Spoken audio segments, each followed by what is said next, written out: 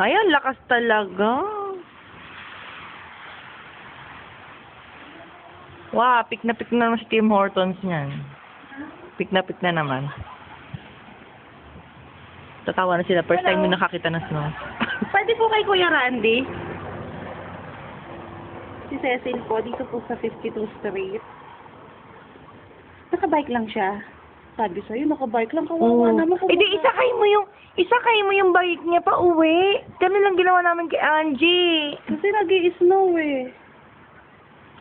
Kaalis lang niya.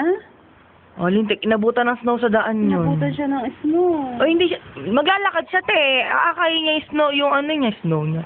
Aakayin niya yung bike niya. Oh, sige pala. Salamat po. Hindi te, tawag ko sa store.